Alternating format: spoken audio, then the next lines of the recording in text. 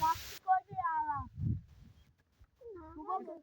बाकी भी नहीं आ रहा। इससे बिरयानी खाता हूँ, इसकी बिरयानी बहुत मजेदार होती है भाई। हाँ जी, एक कड़े बिरयानी की बता दो, बहुत अच्छी आपकी बिरयानी होती है। ओके हो गया, अभी बनाता हूँ, बनानी टाइम।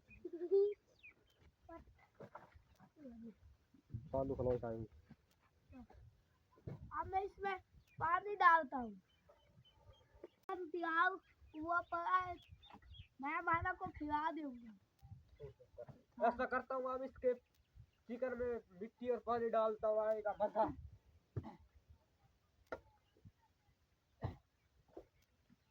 देखता हूँ अब इसकी चिकन कौन खरीदता है।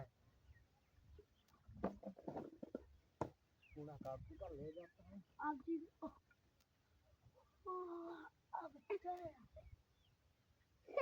कि आप जिसका काम किया ना, अब कोई नहीं खाएगा बिरयानी।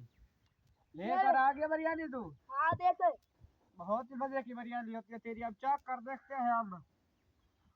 इसमें तो मिट्टी डाली हुई है।